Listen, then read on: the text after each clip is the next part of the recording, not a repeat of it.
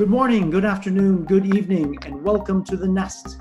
It's July 30th, 2020, and we're streaming live with participants from Africa, North America, Europe, and around the world. For those of you joining for the first time, I'm Jim Chu on a foggy summer morning in San Francisco, California, and our goal on The Nest is to connect entrepreneurs in frontier markets with angel investors worldwide.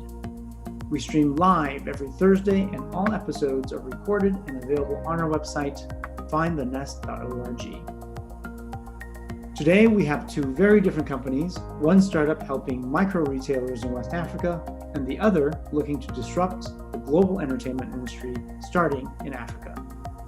You'll hear all about them in a second, but before that, let me introduce our co-host this week, Atman Ali from 1000 Alternatives. Atman, over to you. Hi, thanks, Jim, and hello, everyone. This is Athman from Kigali, Rwanda, CEO of 1000 Alternatives. We are basically an impact investing firm that supports early stage entrepreneurs, but invests in growth stage entrepreneurs across 6 sectors, which are education, health, access to markets, housing, agribusiness, and technology for better cities. Happy to be here, and thank you, Jim, for the opportunity to collaborate. Over to you. Bye. Great. Thank you for co-hosting with us, and thank you for joining us. Now, just a few announcements before we get started. Next week, on the 6th, we're going to have The Nest in partnership with Intellicap. And the week after that, on August 13th, we will be going to Nigeria in partnership with Lofty Inc. And we will welcome back some of the angels we have today to focus on some startups in Nigeria. And then we will be taking a 2-week hiatus for summer, the last 2 weeks of August, and then returning back on September 3rd with a Nest with the Wharton Africa Club. So with that, I hand over to some of the angels for a quick intro. Kendall, would you like to start off with introductions? Thanks, Jim. And I got your name right this time, so I think I'm making good progress. So I just in a nutshell, I like to invest in businesses in Africa.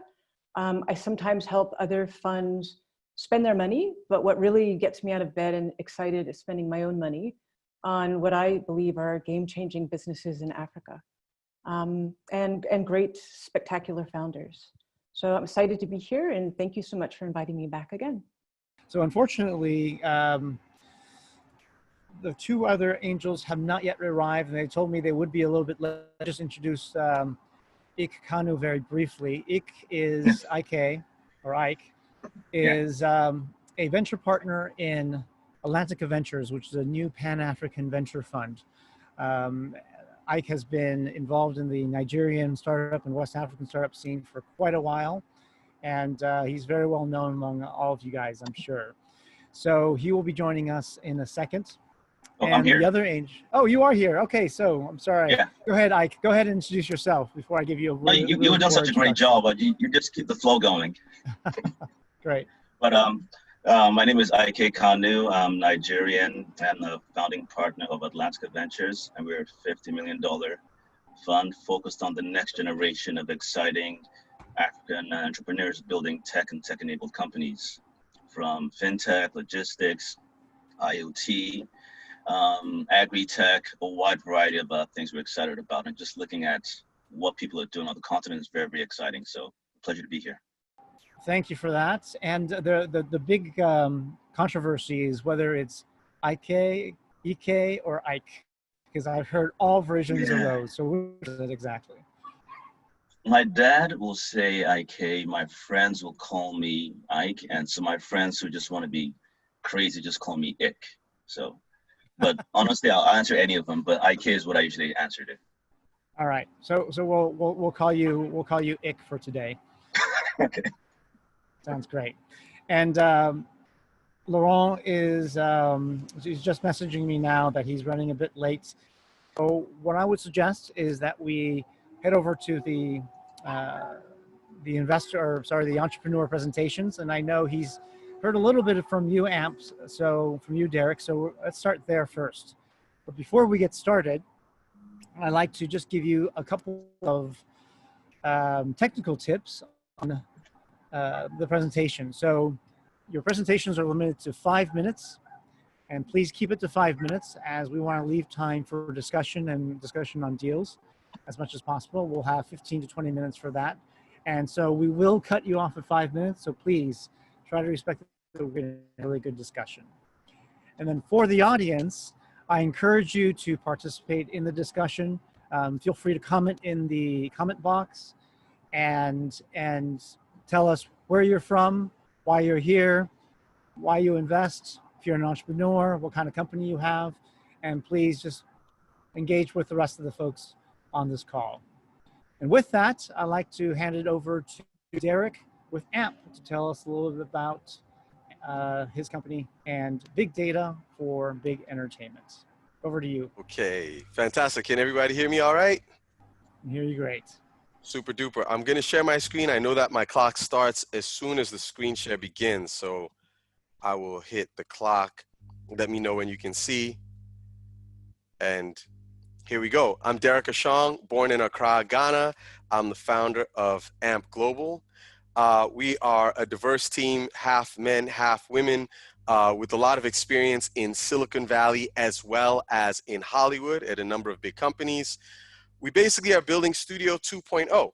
Our focus is a big data engine that serves big media. So we let media know the audience like e-commerce knows their customer. It's a combination of TV quality content with the interactivity of social media that gives the content owners, the advertisers, as well, X-ray vision into who's watching and why. Now, there's a specific challenge that brought us to the African market, which we are excited about helping to solve. We see that over this COVID crisis, 70% rise in global internet usage, but Africa is lagging way behind its 7% 4G penetration. At the same time, you're seeing that somebody is not able to pay as much money because the data is so expensive, and yet there's a brand out there that wants to basically sell you Kentucky Fried Chicken versus McDonald's. And so there's an opportunity for ad-supported data for young people to challenge this issue of the digital divide. And how would that work in our solution? Well, it's simple. Basically, you come into the platform, you use the app for free using ad-supported data. It's built on a game engine. There are lots of platforms out there that are quote unquote zero rated. But what we do is we actually rank you based upon your engagement. So at the end of the week, the top 10%, 5%, 2% can win data packages. And in running this model, those data packages that let you go watch Netflix, play on YouTube, etc., can make us the gateway to the internet for young people across the continent. In order to get there, our strategy is to launch that ad-supported model, onboard media companies into their own in-app channels so we don't have to do all the promo ourselves. That can drive massive and rapid user acquisition, which will drive platform ad revenue. Over the last 9 months, we've set about doing that. We established our office in Mauritius, which is our base of operations for the continent. We've also started structuring partnerships during the phase of the lockdown. I think the rapid growth and acceleration of digital media wound up working to our advantage. And so we've now locked down media partnerships across the continent with a guaranteed reach of about 400 million people for our launch that is up and coming, as well as some key strategic partnerships in the impact sector. Basically, our competitive advantage is that we're able to deliver world-class content with understanding from our own proprietary technology. So for example, the World Cup of Hip Hop is a series that we created, and it got 2 back-to-back Emmy nominations. We own the technology, we own the content, we own the audience. We've taken a version of that, Take Back the Mic, the World Cup of Hip Hop, and created the Mic Africa, which is the series that is powering our launch across the continent now. If you take the continent now, if you take that interactive content plus an owned audience, you have explosive growth potential, where we make money is initially off of the traditional sponsorship and advertising around the content. Because of those major media partnerships in each of these countries, we're able to accelerate our growth and drive that platform ad revenue. And on top of that, there's an enterprise services and SaaS layer, which enables those content owners, those advertisers, those key brands to really understand the audience, who's watching and why. Our ask, well, the company has actually got 7 deals currently closed with media partners. One of them was with Apple, and we're very happy and excited about that. I'm happy to go into further detail if you'd like to know more. We're projecting $1.9 million in revenue for 2020. That is based on the value of the media buys that we've already closed. The challenge for us now is to sell against those media buys to actually monetize. We've raised $2 million over $3 million seed to date, and we are about to change our valuation because we closed the partnership with ITV, who owns The Voice. We closed the deal with Apple, and we've now got 400 million person reach from our current media partnerships. So we'd be going from a $10 million cap to a $15 million cap. However, because we're here on the Nest, we're offering the same terms that we offered to our Africa syndicate, so all people would come in on a par, and that is a convertible note at a 20% discount and a $10 million cap. The money that we're raising is going to go to sales and marketing and operations, but predominantly to R&D, because we are going to be tweaking and really customizing the media ecosystem to serve the media partners. Currently, we have the biggest media company in Ghana, biggest radio company in Nigeria, one of the biggest radio and TV companies in Kenya, the biggest music channel across the African continent. And we were recently approached by a global media partner to see what's possible there. That's who we are, and we hope to be able to share more and work together with you. Thank you very much, and right on time. Thanks for a great presentation, Derek. Thank you. Awesome. Well, over to the angels for, and again, I encourage the audience to ask questions via the chat box, and we will be announcing selected ones. Okay. Hi, might I go first? Please. Yes. Hi, thanks, Derek, for a great presentation. So, real basic question, trying to understand. Would you see yourself more as a content company or distribution with SaaS? Because the whole adage is that content is king or queen, you know? Yeah. So which is what do you think is going to be your secret sauce or sweet sauce there? Okay, this is a great question. So I would say we're a technology company because that's where most of our money goes, and ultimately where most of our revenue will come from. But there's a trick, because most of the time when you have people say, oh, I'm a technology company, what winds up happening is if they deal with content, they wind up licensing it. Like that's everybody who's in the OTT game or what have you. And the problem that they run into is the content is expensive to license because it's expensive to produce. Now, we have a competitive advantage because we come from the intersection of entertainment and tech. So by way of background, I've already worked with Steven Spielberg and Oprah and ABC, Disney, et cetera. Blah, blah, went to Harvard, got all these awards, 3 Emmy nominations, et cetera. So we understand the media entertainment industry very well, and we realize that it's actually cheaper for us to create high impact content at a low cost to showcase the technology. So with something like the Mic Africa, it would actually be the first format that's ever actually launched from the African continent.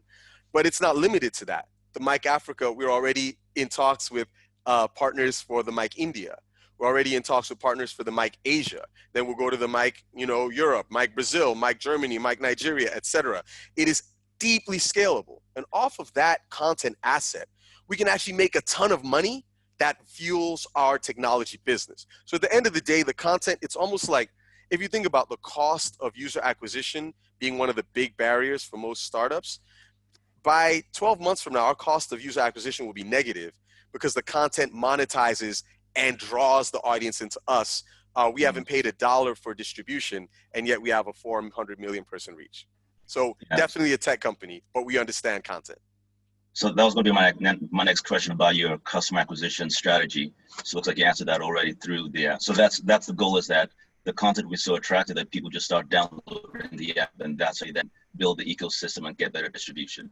Exactly. And to give you just a taste of what's already happening, we started promotion for the competition about a week ago.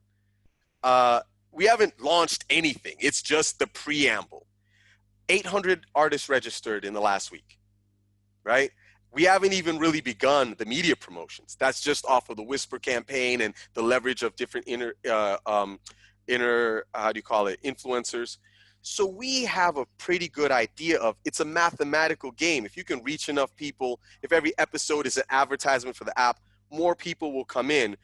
Question is, most startups will have to reach a point where they can afford to buy that television advertising. We get it for free by delivering what is effectively a low-cost, high-impact original content asset. There was a question from the audience about clarification on where you're launching first on the African continent, right? Are there specific markets there? Yeah. So we're starting with Ghana, Nigeria, Kenya, Rwanda, South Africa, and Mauritius. Gotcha. Okay. Kendall, questions, comments? So Derek, it was kind of interesting when I was sort of looking at your deck and reviewing it. It sort of reminded me a little bit of what you were trying to create with these underground musicians and underground content. It was the Middle East Cafe in Cambridge, Massachusetts. I don't know if you've ever been there. I have rocked the party at the Middle East. I have sold out the Middle East when I was a musician. I'm so glad you brought that up. That's Wait, awesome. You didn't tell us you're a musician, by the way. You're going to have to do something for us later. You see I have a microphone on my hat. I'm trying to be subtle. But yes, I used to be a professional musician. I know the music industry very well. And I love the Middle East. We started our career there. Yeah, so that's what I felt like when I was looking at your deck. And I mean, it was great. And for people who don't know the Middle East, it was this place where you could hear underground musicians, new musicians. It was very accessible. You didn't have to be too cool to get in. You know, you just go and you listen.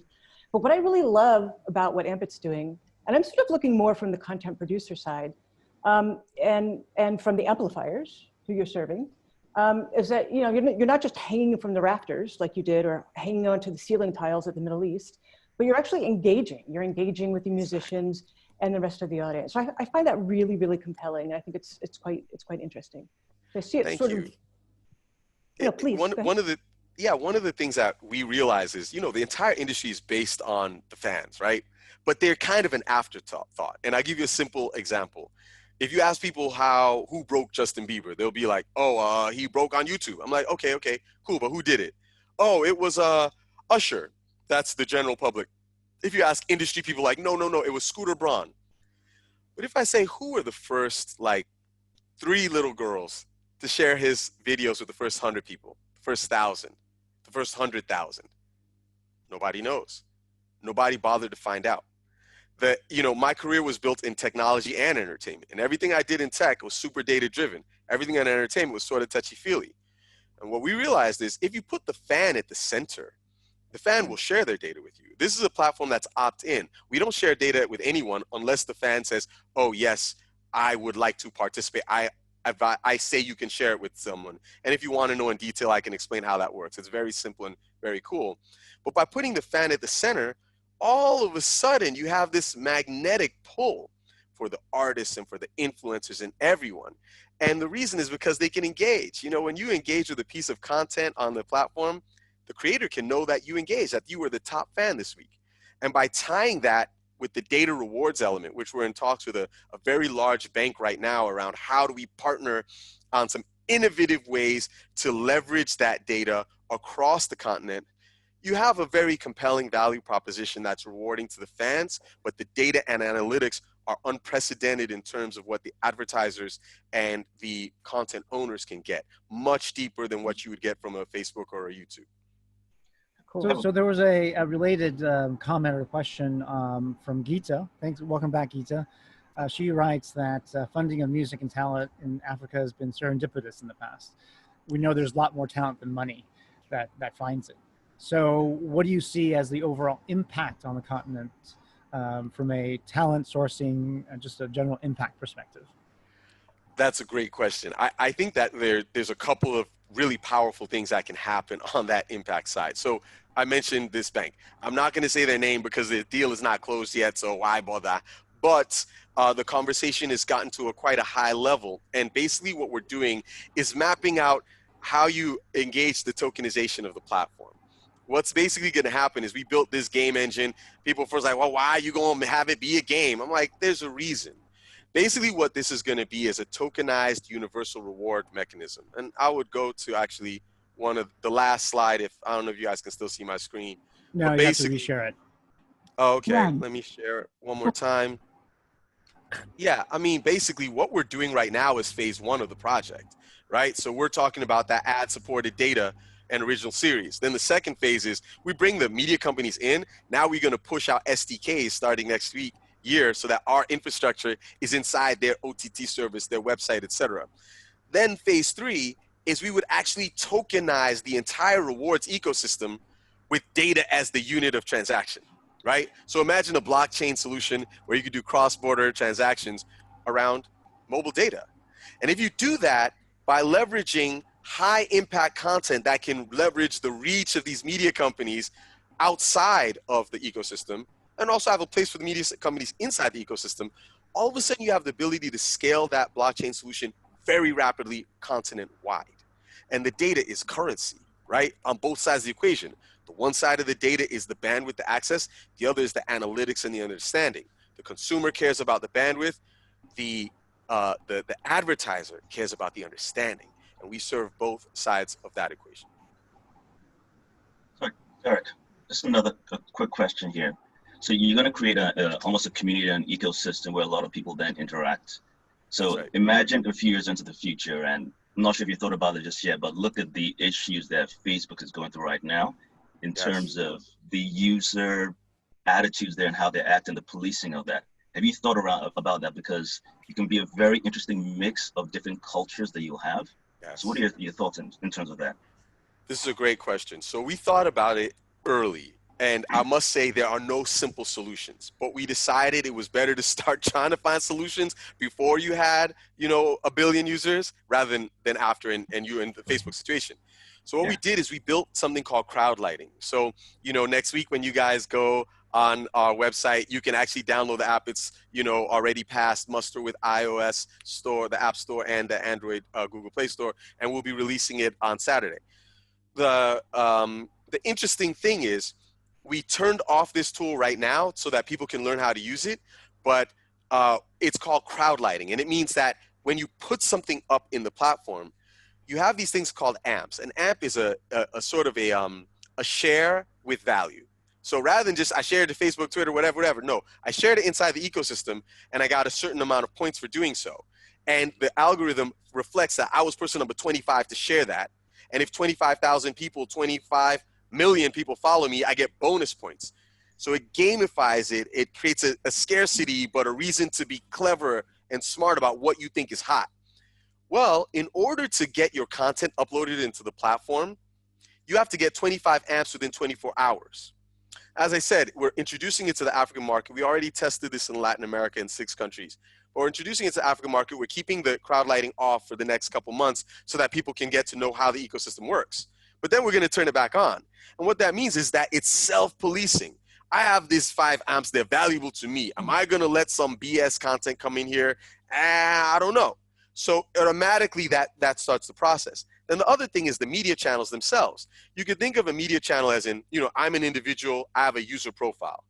If I'm a company, I have a company profile, which is called a channel. The app is called Take Back the Mic channels. Haha, very clever. You know, we're nice with words. So basically what happens with the mic channels is they get to decide what content they will feature. They can decide if they're open to outside content, if it's only original content, etc.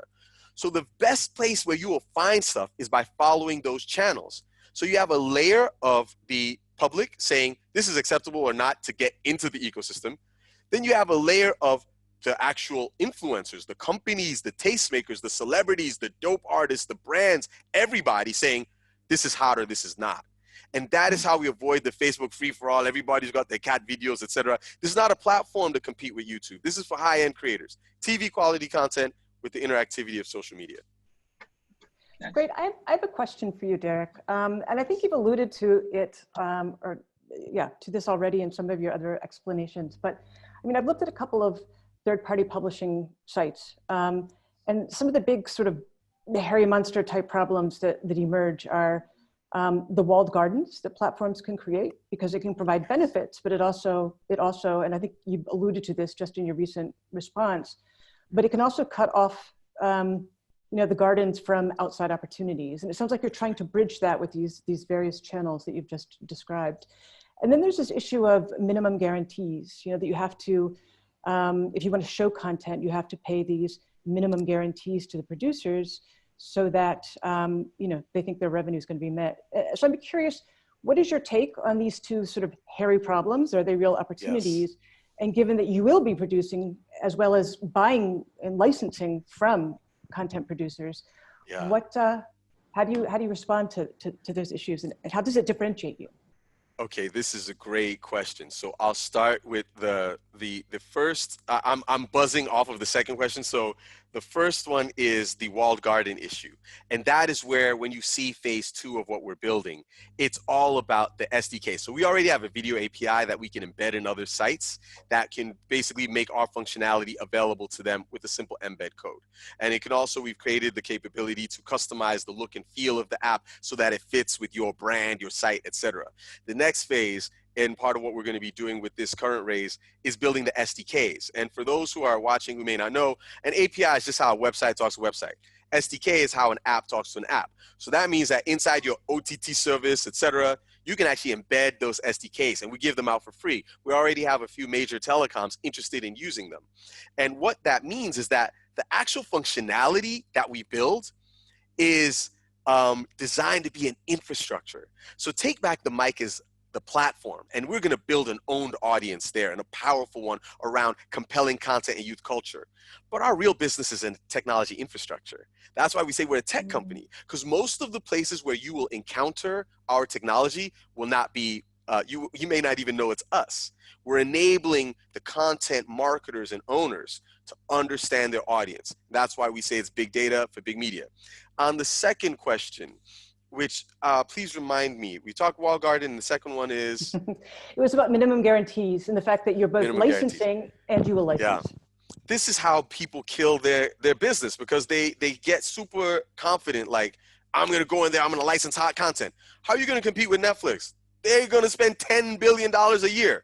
And now Apple is in the game. They're going to spend even more. And Hulu and Disney and HBO and everybody. You will lose before you've begun. Every time I hear somebody, with all due respect, say, I'm going to build the African Netflix, I'm like, Netflix is in Africa. You're already done.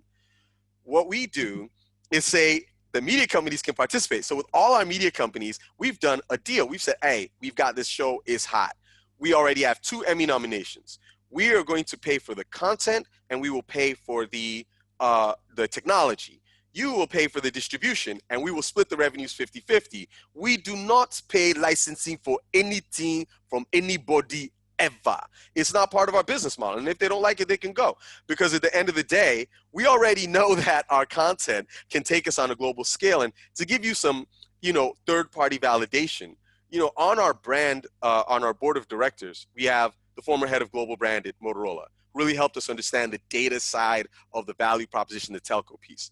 The other anchor of our board of directors is the former head of worldwide television at Paramount Studios, who helped us understand the opportunity on the content side. We also have the former president of 20th Century Fox Music. We have the former head of television for CAA. And these are not just like cute voices. I mean, we just did a deal with Apple where our guy from CAA is producing it because we're working on tech rather than productions. So by making a model where we could take a content asset and scale it and give these media companies a way to monetize inside our ecosystem, we don't have to build any content. We're going to give them a better deal than they could get off of YouTube. So we are convinced that the way to actually scale is to build a really compelling user experience and help the content makers, the experts, have a wonderful way to engage those users, a better opportunity than they get from Facebook and YouTube today. All right, we have Laurent on as well. Laurent, would you like to ask any questions or make any comments?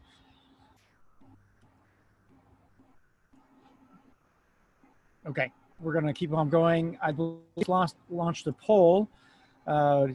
Appreciate everybody's feedback on who invest in the app. And we will come back to that poll in a few minutes. But in the meantime, I'd like to hand it over to Kendall, Ike, and Laurent to hear their feedback on, is this something you'd invest in? And if so, how much? Okay, I'm happy to go first. So I think what you're creating, Derek, is pretty spectacular. And I have invested actually in a company that curates and publishes third-party content. This is one that does quizzes and games. And I get this whole gateway idea, that once you've got access, it's a gateway to the internet, mobile internet, that, the sky's the limit. You can do anything you really want to That's right. get good propositions to the market, the captured market. But I guess the real question I had is, why do you need me? I mean, you were in a Spielberg movie, for goodness sakes. I mean, you probably have royalties that can fund your expansion. So, I mean, I'm just curious, Why do you need money from people like me?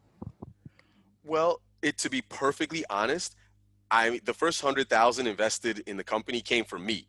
And I was like, oh, I'll just recoup that in the Series A. And 5 years later, I'm like, oh my God, my 100,000 is waiting. So the reason we need people like you is two things. One, we realize that it's important to have multiple people vested in the project, but also we've discovered, and particularly from our current investors, that they can kick down doors that we can't kick down. And Kendall, you as an investor will have a vested interest in maybe looking for somebody or a phone call to someone that I maybe should know. And that helps us a lot. Some of our investors, I can see their beautiful faces on right now. I'm grateful you guys for joining us. I feel like we're more powerful than the sum of our parts because of the kind of people we have involved. And we think of investment in terms of capital for sure, but also in terms of community. And we've been able to build a really wonderful investment community with some very interesting people that have helped us to grow this business in a capital efficient way. And we would love to have you among them. Thank you. Well, I will very, very seriously consider it. Awesome. Thank you. Awesome. Mike? Hi, so great presentation. And I also had a whole media goal a long time ago. I was actually talking to my partner that I thought about doing Don't Laugh, the Netflix for Africa, but this was back in 2008 when I was sitting in New York, and my buddies from NYU we thought about putting it together, but didn't go anywhere. I'll say content is Africa's, and I'll say emerging markets' biggest export opportunity, and figuring out the right platform to monetize that, I'll say is very, very exciting. And this has potential to be that. So I'll say let's carry on the conversation. So I'll try to link up with you after this and have a deeper conversation. Fantastic. And on that note, I'm not an angel on the panel, but I would love to be involved in this. And, pending further due diligence and pending getting more people on board, I'd also like to be an investor in this round as well. So when the moderator is down, you know you're on the right track. Thank you. I'm going to have to convince you, Kendall, to come on board, and hopefully we can get some others on board as well and form a syndicate to help you along with this million. Thank you, Jim. Those in the audience would like to pitch in and offer an investment or some additional questions and clarifications. Very happy with the gentleman on the screen speaking. He's worth your money. Thank you, Ibrahim. I appreciate it. So, Jim, first of all, full disclosure, I'm the person who led the last round, the Africa Syndicate round. So I have a huge vested interest. I do really believe in the mission and the opportunity. But one of the things that I've been very keen to get clear from Derek from day one was what was this opportunity in 2 years, 5 years, what's our exit? And I know, Jim, you and I have talked about this. And I think for people to understand the opportunity, you need to understand beyond what it is today. Yes. And look at what it's going to be. Yeah. And what is the opportunity in 2 years, in 5 years, and then exit, right? So I think that would be useful for Derek if you could share with us. Yes, I want to know. Okay, so all right, Joe, we're going to open the kimono a little bit here, but let's just keep it amongst ourselves. I showed you a slide that says Studio 2.0, and I showed you 4 phases. The first is platform software. The second is SDKs that can syndicate around the internet. The third is tokenized ecosystem that can create data as a tool for transaction. And the fourth is actually a physical studio. We have already had introductions by the Mauritian government to a very large real estate owner that has raised a significant amount of capital to basically build a Hollywood-style studio. They don't know anything about content. We are in the midst of negotiating a deal to be their exclusive partner. We have some relationships in Hollywood that are interested in coming on board with that. We're going to build the first Hollywood studio on African soil. We're going to leverage the infrastructure we've built to enable other creators to amplify what they do. The model is low cost, high margin content properties. We're going to leverage the data that we have on audiences to be more attractive to other distribution partners. basically position ourselves as the hub of the creative industries across the continent. And we're not just going to focus in Africa. We currently are in talks with partners in Hollywood, Nigeria, and in India to basically make this the first studio that brings Hollywood, Nollywood, and Bollywood together. So to go back to the early question, we're by all means a tech company because technology is what makes this all possible. But at the end of the day, content is king.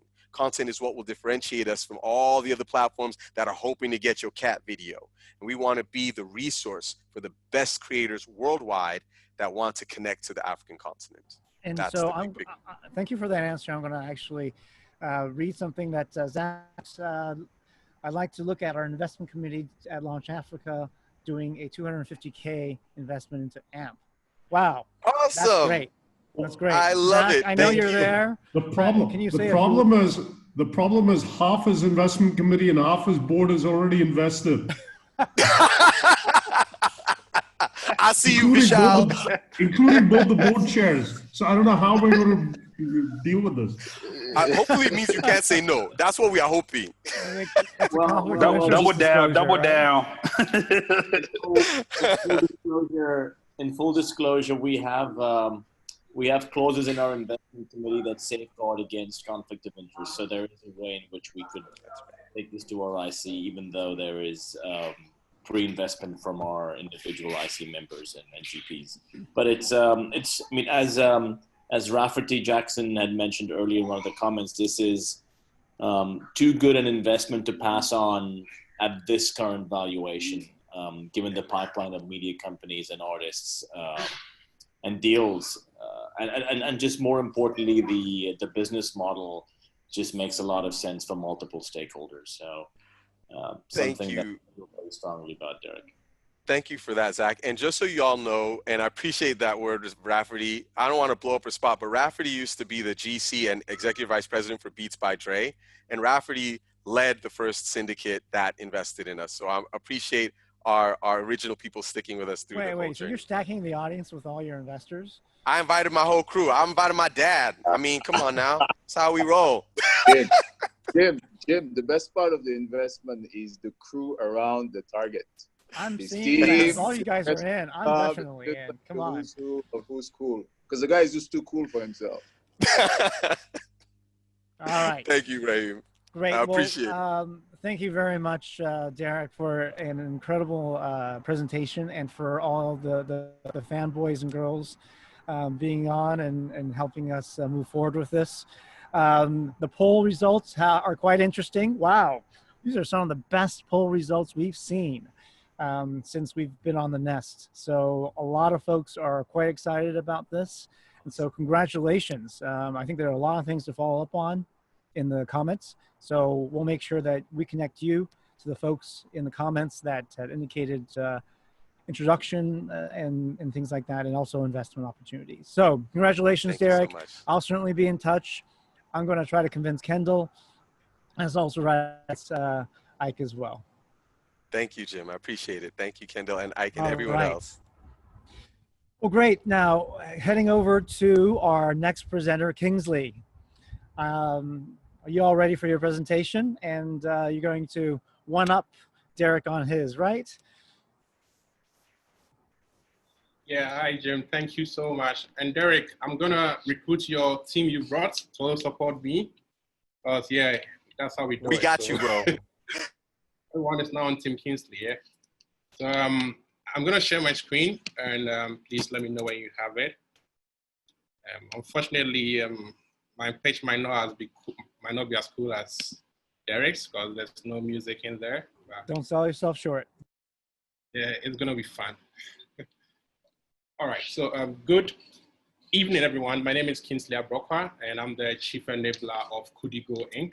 And I'm going to take you through a journey that we've been on over the past 3 years, trying to solve a very simple and basic problem of consumer retail in Africa. Now, for me, this is a personal problem because in that picture is my grandma.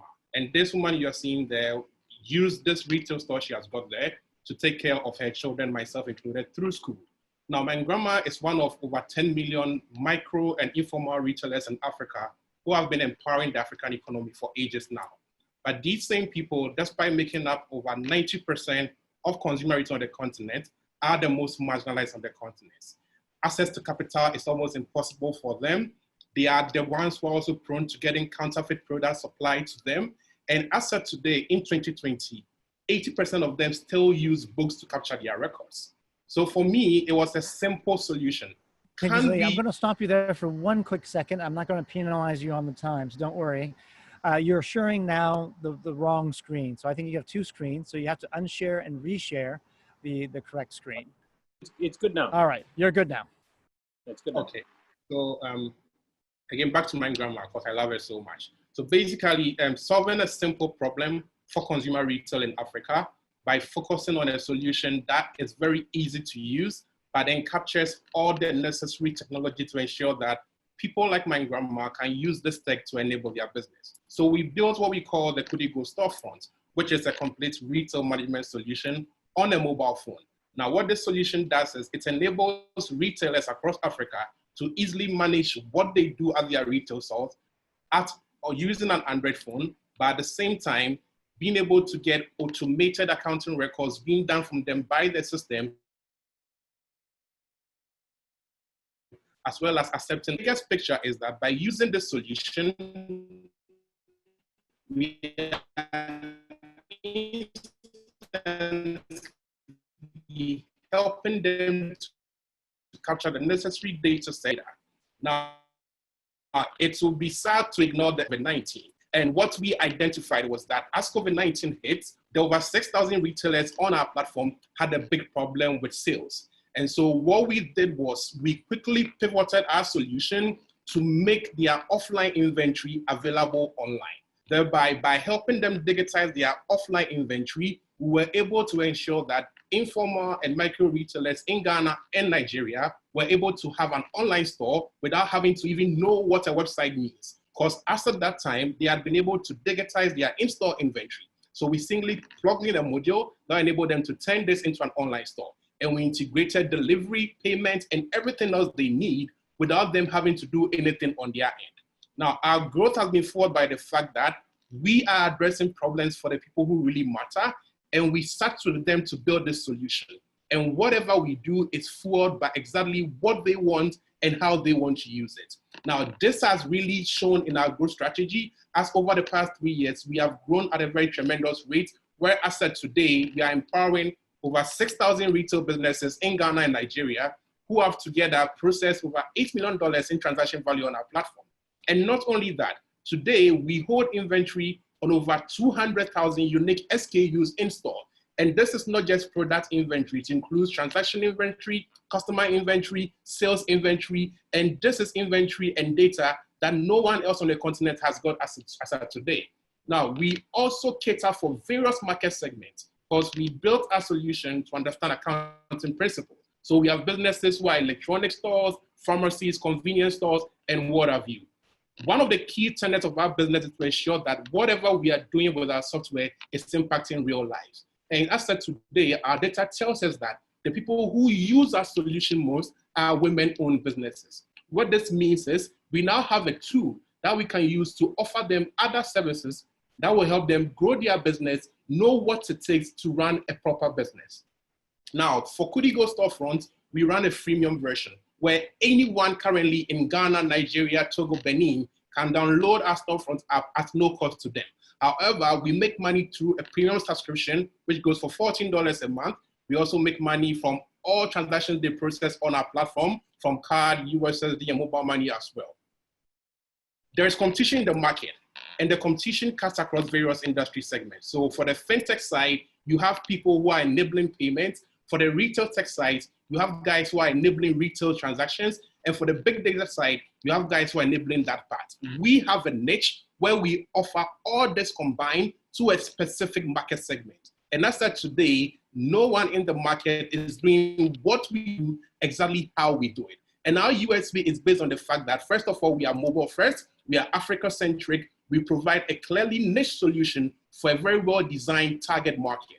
Now, this business was started by myself and my co-founder. For me, this is my third startup. I've been running my own startup for the past 10 years. My co-founder and I have been working together for the past 10 years. And our team is made up of 24 young Africans who are really invested in this business and have been empowering this business for the past 2 years. So our ask is simple. We are currently raising a $1 billion USD round where we've closed 300K so far. And we are asking from the Nest an investment of $300,000 into our Delaware C Corp. And this investment is going solely to fuel our customer acquisition and business growth. Now, over the past 24 months, we closed our seed round led by Founders Factory. And the growth that Founders Factory brought has been fueled by the fact that they gave us tools and resources that ensure that we did the right stuff to grow our business over this period. So ladies and gentlemen, I'm just going to ask you a simple thing. We want you to join us, build a business that has impact on real people's lives that will ensure that the Africa that we all want will be managed and run by the people who matter. Thank you, and I'll take questions now. Great presentation. Thank you very much, Kingsley. All right, over to the angels. Kendall, do you want to go first or should I go? I'm happy to jump in. So this is just for full disclosure, is that I've met Kingsley before. I've actually spoken to him a couple times, and I was delighted to see that KudiGo was going to be on this show because it gave me another opportunity to engage with him. And you know, I've talked to the market a bit to sort of understand how the market sees you in terms of a founder, how you differentiate from others. And I got some really great feedback, and I thought I should share some of that with you. One is that you are a charismatic leader, and that your message is fully authentic. And that's what really differentiates you from a lot of other founders. So I'm just telling you because if somebody were saying that about me, I'd want to know. So I thought I'd just share that with you. Very great. So I guess my question really relates to, so first of all, just to get into the weeds a bit, I really appreciate what you've done. And the fact that you've played this sort of patient game, building your platform with 5,000 businesses on the ground. I think it's about 5,000 small businesses, and that you've helped them digitize. And that is everything. You've helped them digitize their stock. You've helped them to digitize payments. You've helped them to even digitize inventory. And you offer a lot of that, all of that, I think, for free, at least the first level. So that's a huge, huge task that you've undertaken and accomplished. And, you know, it's digitization, or is it digitalization? I never know the right words. It is democratization. So kudos to you for doing that. So I guess my question really relates to data. So, you know, data is really, it's the new oil. That's what they call it.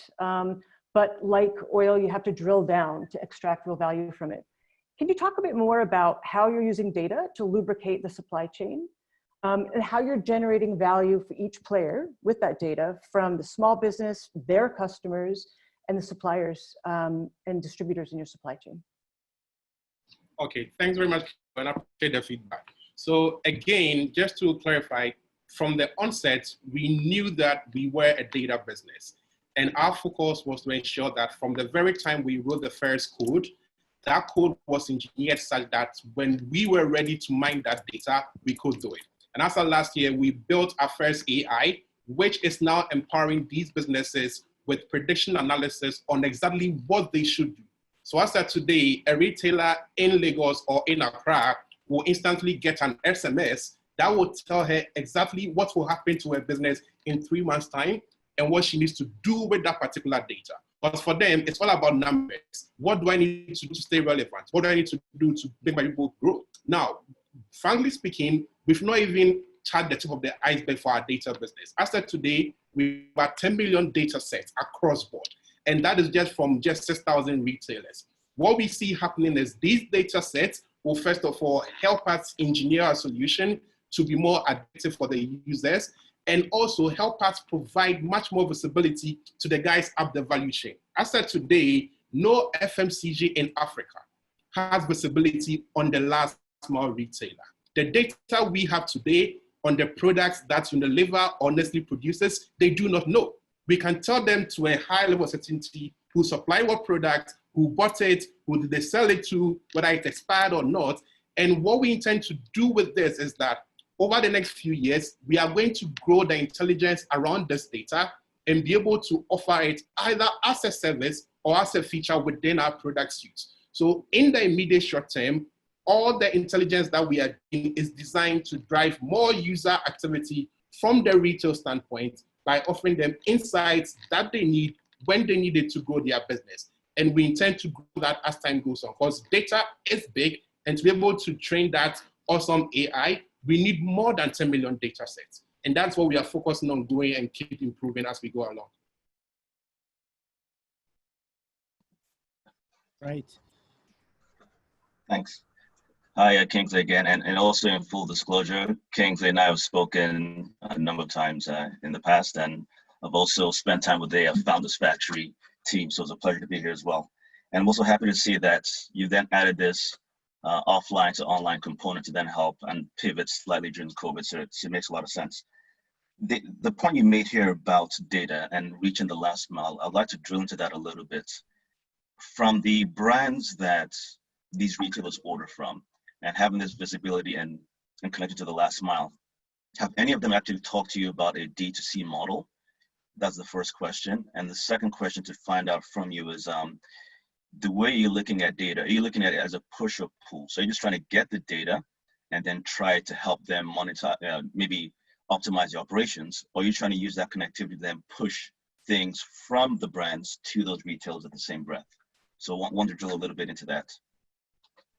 Okay, thanks, IK, and yes, thanks for the feedback. So yes, we've been engaging with these brands. In fact, to ensure that we understood these brands very well, one of our board members is one of the key executives at Tiger Brands, who are a big FMCG in South Africa. Now, the insight we've got, for example, we engaged with AB InBev, and AB InBev in Nigeria is not in the downstream retail, but they are up there trying to create an entire value chain of distributors. Now, the value AB InBev sees from our solution is that they have an ERP that they operate at the global level. At the key distributor level, they have some sort of solution that helps them manage things. But from then downwards, there is zero visibility. So at that point, our solution now comes in. Now, there's a solution we have already mentioned called RapidGate. And we built RapidGate because it solved the problem, just like you mentioned, of how these FMCGs and brands can have visibility at the retail point. So RapidGate sits at the distributor level as a distribution management system, plugs into the ERP of, say, a Tiger Brands or an AB InBev, and also plugs into the retail storefront that we have, so that instantly, whatever product is being moved from AB InBev all through the value chain, it's being digitized across the entire value chain. Now, we started running pilots with this with some pharmaceuticals in Ghana as well. And the key thing for them is that most of them offer credit to key distributors or retailers who they trust. Now, the problem is you give a pharmacy a credit line and you supply them products. But every time you walk into that pharmacy, they still have stock. What you do not know is they've sold your stock, replaced it with another supplier's stock, and you think they still have stock. So what our solution does is, for anyone who is on credit for these FMCGs, they have to use storefront. Because storefront now gives them to, okay, fine, you've sold, you've not sold, what do I have, what don't I have? And it even cascades further to even the financial sector, because the banks lend a lot to the big guys up there. And they need to know when the credit they've given them is going to go back to make decisions around it. So as of today, we've partnered with in Ghana, EcoBank, GT Bank, in Nigeria, Zenith Bank, FBNB. Basically, every bank in Ghana and Nigeria is talking to us. And not just because they like us, but because they are integrating our storefront solution into their e-business suite, picking up our RapidGate solution to give to their corporate clients so they can connect the dots and see where the money really is going. Thanks for that. I know Laurent. Sorry. Go ahead. Yeah, so this Athman 1000 Alternatives Kigali, a really good presentation, but I wanted to maybe declare an interest before I ask my question. We are currently actually closing a deal with a similar organization that does exactly what you do, but in one of the markets that you're targeting. They've managed to do about 270 million through their platform in the last 1.5 years, 42,000 stores. So I really like the idea, and I know that it has potential and it's going somewhere. But some of the challenges that this kind of business always has is, first, it's very sensitive to first mover advantage. So in this market I'm talking to you about, for example, where this outfit already cornered 42,000 retailers who are the same targets that you're looking at. What's your strategy to counter something like that? And secondly, the big issue around last mile delivery, because if you want to start venturing into telling manufacturers where the goods are being sold and consumed and therefore they can supply, you have to think about that problem. What are your ideas and strategies around that as well? Thank you.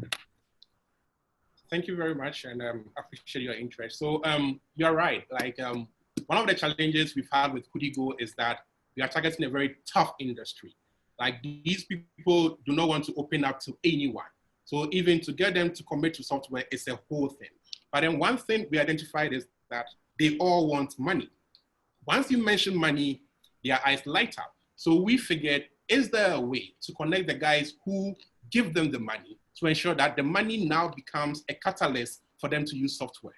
Now, over the past 3 years, what we identified was that most banks who offer point of sale terminals were moving to Android point of sale terminals because that was the new thing.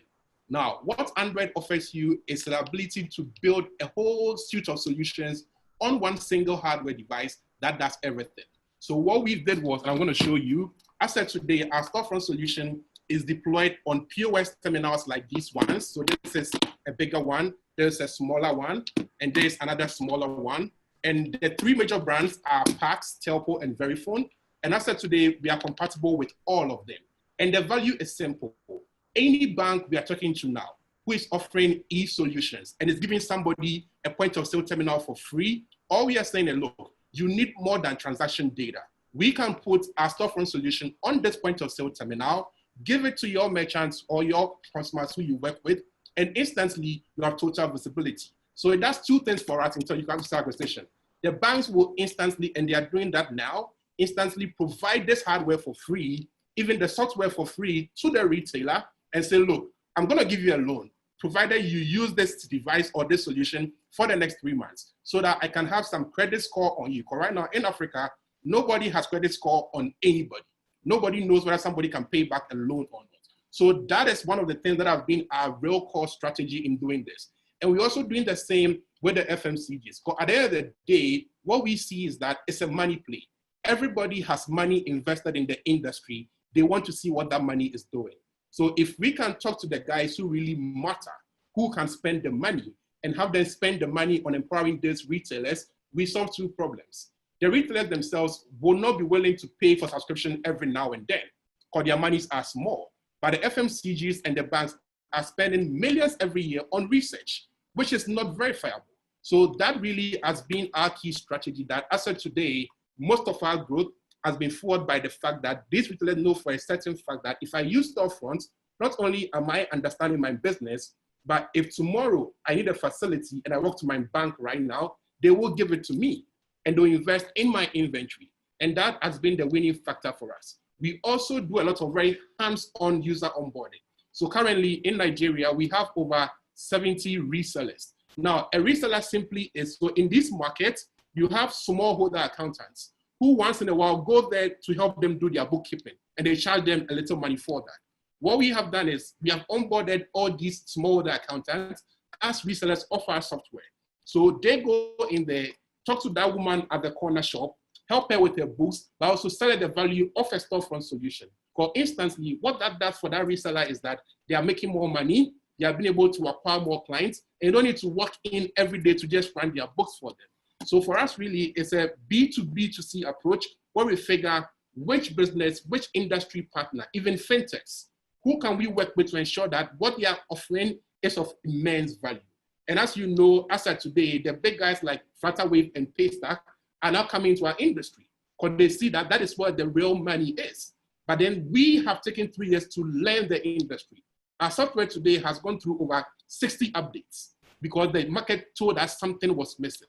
So for us, really, that's the play. Focus on the users, focus on the industry guys, and they will tell you what to do and how to get more people on board. Thank you for that. I think just to make my question clear, right? So you've got this competitor who I cannot name, right? In one of the markets you want to enter. They've got 42,000 retailers, which is possibly around 60% of the possible retail network that's out there. Right. What's your strategy to get the retailer from them to you? Because that's critical to your growth and expansion. I can understand if you're fast in Nigeria and you're capturing the market there. But if you're going to be as big as you claim to be, you're going to have to enter other markets. And other markets already have players. So what's, maybe just a short answer in the interest of time, but that's the question. So it's simple. So one of the things we did when we started was to partner with InterSwitch Group. Now, InterSwitch is present in 24 African countries. And what that does for us is, for example, for us today, we have presence in Togo and Benin without having to physically be there. And so in the market you are talking about, if I'm to enter that market, I'm not entering that market as KudiGo. I'm not now going to try to establish an office there or try to open a space there. What I'm doing is I already have a partner in that market, most likely a bank or InterSwitch, that will give me access to the market through their own relationships. And that is how we'll be able to scale even to Togo and Benin without being physically there. So for us, it's through strategic partnership. We don't see ourselves being physically present in these markets. Very clear. Thank you. Thank you so much. Kendall, you wanted to make a comment? It was really just a follow-up to that. And what I was sort of going for was this partnership question, because it seems that, you know, from what I know about KudiGo is that you're really quite proactively trying to create new partnerships. So I just wanted to learn more about those. So you've mentioned InterSwitch. There may be one or two other strategic ones that'll let you be a first mover in markets without having to expand your staff, you know, in a huge way. Absolutely. So so for us, partnership has been our core strategy. We have InterSwitch, we have Visa at a global level, and what Visa is doing is they are onboarding our solution as a merchant solution on their system to offer it to anyone who wants to use Visa QR across Sub-Saharan Africa. We also have similar partnership with the Standard Bank Group, who are one of our early investors through Founders Factory. And what they're also doing is opening doors for us in every country where Stanbic Bank or Standard Bank is located. We also have partnership with a lot of fintechs. We're currently about to roll out a partnership with a company called Thank You Cash, who are the biggest loyalty company in Nigeria. And what we're doing with them is we're integrating their loyalty into our solution. And with the two of us combined, we will be the #1 solution in the Sub-Saharan region, which offers both retail and loyalty as a solution. In Ghana, we're doing the same with Express Pay, with ZPay. So basically, any fintech or any financial player or any person who is doing lending who needs that set of data for the retail market, we are partnering with them and we are helping them to help us scale as well as grow their own traction. Yeah. I know there are many questions from the audience. I know Laurent is on as well. Oh, please go ahead, Nike. Yes, and Ken, we could probably take this offline as well, but you said you had about 6,000 users.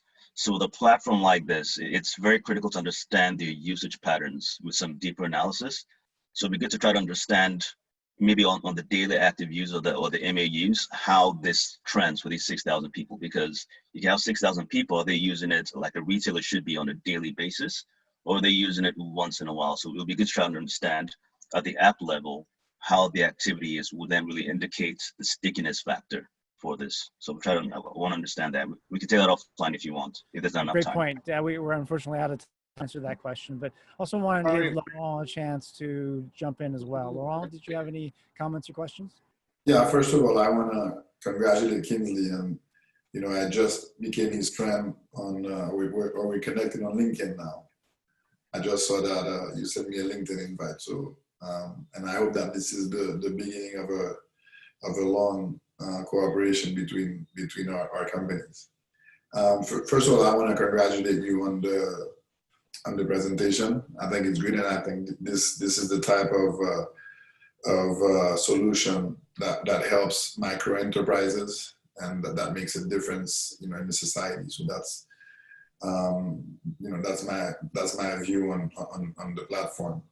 On the other side, I wanted to know a little bit about the adoption of the platform. On one end, the advertise. I mean, how do you advertise and gain market share? And 2 and 3, your onboarding, you know, strategy, and you know, how does that look? And expanding to other countries. especially in Francophone Africa. What's the strategy on that? And maybe even outside of Africa, such as Haiti. That's my thought. Of course. And Haiti is 70%, as you can see, informal sector. So, you know, with merchants everywhere. I mean, Haiti, like I said, at the United Nations, at the United Nations, and also at the African Union, Haiti is Africa and the Caribbean. So, you know, when you go to Haiti, you feel like, you know, everything feels like you're in Africa. So there is an opportunity there, of course, as well. And Jim is a big investor there, so that will help too. Sure. So thanks for that question. And I think it's important for me to let everyone understand that, look, what we are doing, when we began, we knew it was going to be a very tough task because the market we are targeting is a very tough market. So I'm going to give you some data set. For example, last year in March, as at that time, we had around 800 stores on our platform. And for the whole month of March, we only processed around 450 sales orders on our platform, which meant something was really wrong. Because if I have 800 stores and they are only able to process 400 or so orders, that means they are not using it.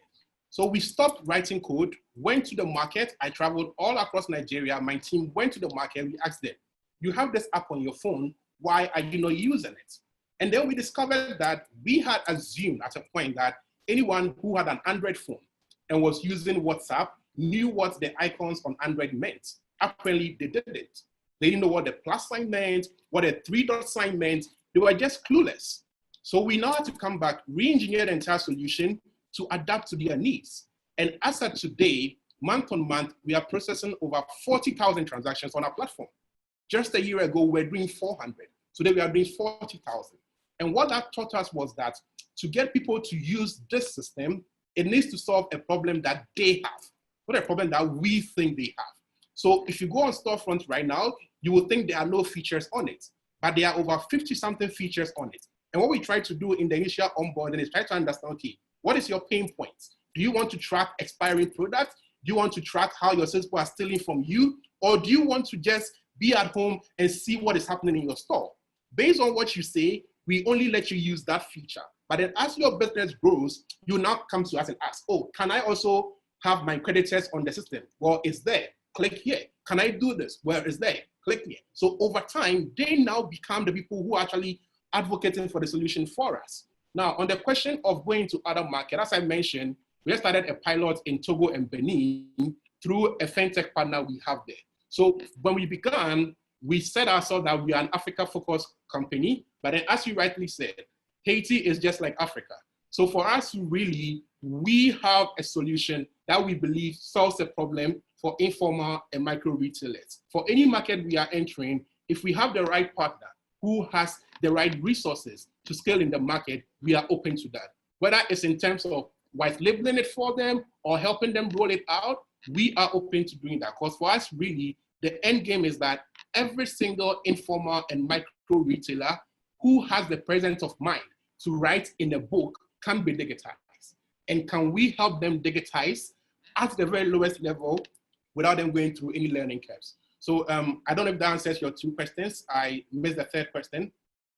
Well, just a quick comment while he's doing that. So we just need to get you in front of a lot of banks, especially Haitian banks, and see if they're interested in partnering with you. Did you have a 3rd question, Laurent? If not, I suggest that we move on to comments from the angels and whether they're interested in the discussion. Okay, so I can go first. So thank you again, Kingsley, for this. And we spoke previously, and I'm glad to see that things have progressed and that you've added this new concept. And I'm also very curious to hear more about the data play, because that's something I believe may have a significant amount of value, and this link to the last mile. So I have your information, so we can catch up after this and talk. But I like where this is going now. Yeah. Jim, what's the ask, Jim? Could you put up the ask slide? Yes. Would you mind putting up the ask slide, or what is your ask, Kingsley? So the 300,000, right? 300,000 from the nest, and that is into our Delaware C Corp. So we have a Delaware C Corp, where our company is incorporated, when we also have subsidiaries in Ghana and Nigeria. So this investment is supposed to follow our customer acquisition strategy in the markets we are in and expanding into East Africa as well. Yeah. And is it done as a safe convertible note priced around of Valcap? With a 30% discount to all investors currently in it. So it's a safe instrument that we are using with a 30% discount on the cap. Okay. So I just have a few comments. You know, I think there's genius in your business model. I really do. And I learned a new word this morning called auto magical, which it's automatic, but with an element of magic to it. And I sort of feel like when you say the user doesn't know what's going on, but all this stuff is happening, you're auto magical. So when I first joined this call, I was about 65% of my way there. Now I'm about 85%. I don't think it's going to be too hard to get to the next 15, but I would like to talk to you more about execution. And I'd like to talk to you a bit more about, well, now that I understand it's a safe note, it's a different equation. I thought it was a priced round. So yeah, let's just talk again offline so you can get me out the fence and into the game. We'll do that. Laurent? So I want to you know, understand the model a little bit more, because this is outside of our competency. But I'd like to understand the model more and have a conversation with you offline again, and also probably look for a syndicate approach to this and discuss about, you know, possibility for equity and things like that. So I'd like for us to take you know, for greater equity than what you're offering now. But I think it's better, you know, that we get more information, we have proper due diligence, and then we talk specifics offline. Sure. Great. Sure. Thank you very much, Laurent. And the audience vote here is interesting. We have quite a bit of interest from all around, and even some on the higher end. So I wish you the best of luck, Kingsley. And Kendall, I'd love to be involved in some of those due diligence discussions just to understand and learn more with Laurent and everybody else. So congratulations, Kingsley. A great presentation, and it sounds like there's some traction, and definitely a lot more information to share before we move forward. Congratulations to you all. Thank you so much. Appreciate it. Well, everyone, thank you very much for joining once again another week here with us on the Nest. I just want to remind everybody that next week we have another session with IntelliCap on August 6th, and then on August 13th, we have a session with Lofty Inc. in Nigeria, and we hope to see Ike back on that channel. And then we're taking a 2-week break, and then we're coming back on September 3rd with the Wharton Africa Club. Thank you, everybody, for all your time and your input and your participation, and we'll see you next week. Thank you.